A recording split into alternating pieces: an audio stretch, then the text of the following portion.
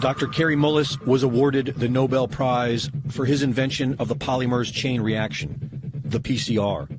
The PCR is a method of analysis and wasn't designed to test for a virus. Mullis explains why. And with PCR, if you do it well, you can find almost anything in anybody. It starts making you believe in the sort of Buddhist notion that everything is contained in everything else, right? I mean, because if you can amplify one single molecule up to something that you can really measure, which PCR can do, then there's just very few molecules that you don't have at least one single one of them in your body, okay? So that could be thought of as a misuse of it, just to claim that it's meaningful. The PCR test can potentially find anything you are looking for, depending on how high you turn it up.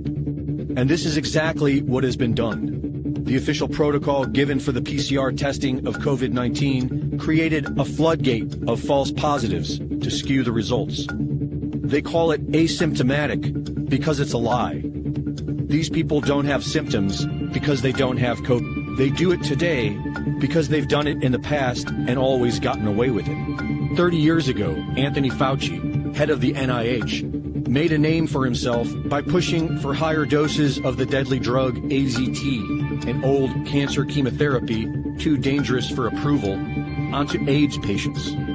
Kary Mullis was hired to measure HIV in people's blood samples with his PCR. He was working under the premise that HIV was the probable cause of AIDS.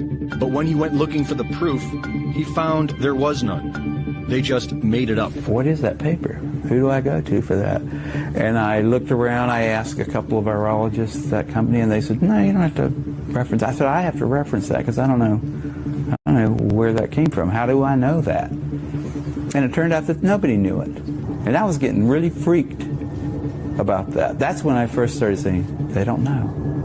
Nobody really knows. This whole thing is a big sham. Mullis pointed out how the CDC was losing money and how the HIV-AIDS connection brought their profits back in the black, and how the men at the highest levels were all in on it. Kary Mullis knew these men were dangerous. They don't want people like me walking up and asking them those kind of questions, and they're willing to go to great lengths to prevent that. They're out on a limb. I wouldn't want to be there with them. But he was still outspoken. When ABC's Nightline approached him about doing a documentary on his work, Mullis convinced them to cover the HIV debate after nearly a decade of ignoring it. In a 1994 interview with Celia Farber for Spin magazine, Kary Mullis expressed how he really wanted to expose Anthony Fauci and Robert Gallo.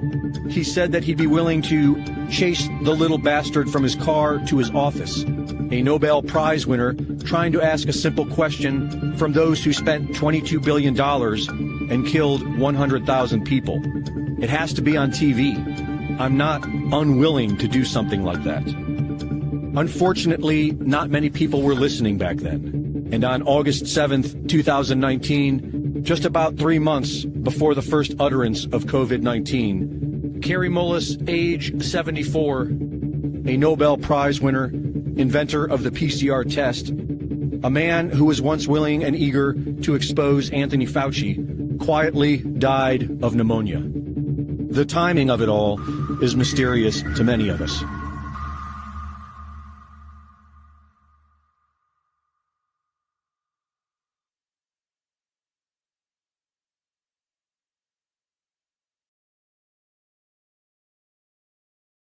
Youssef, you are the son of Sheikh Hassan Youssef, one of the